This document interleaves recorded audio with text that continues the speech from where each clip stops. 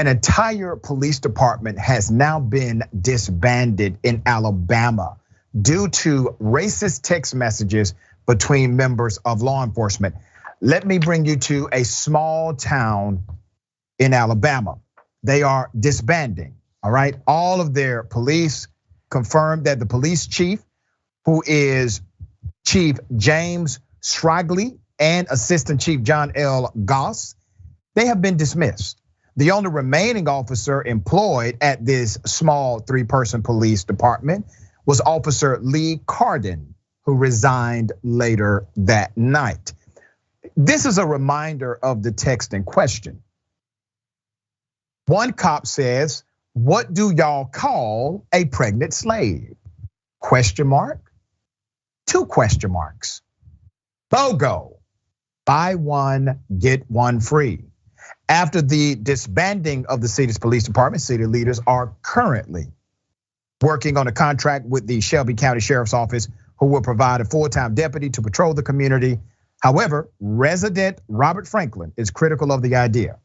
People tend to care more if they know you, and that's one of the things that's concerning to the people of this area, Franklin replied.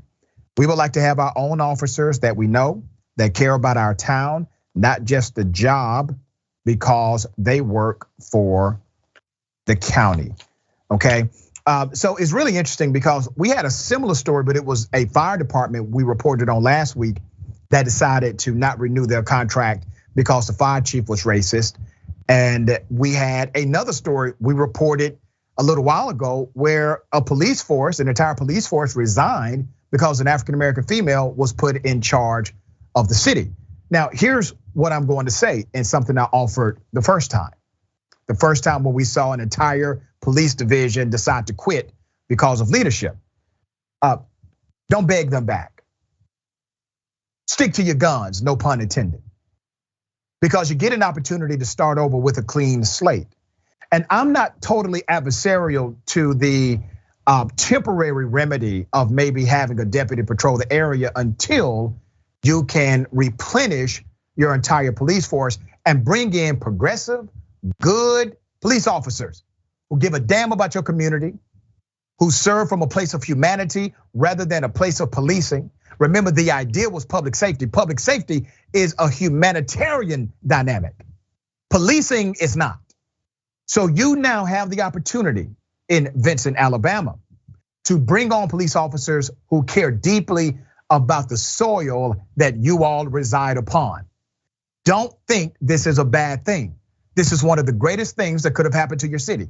You got rid of basically 3 racist cops. 2 racist cops communicating with each other, and then the 3rd one resigned because, I don't know, maybe he liked the racist supervision. So yes, good thing for Vincent, not a bad thing. So let's make it happen. All right, thoughts on this?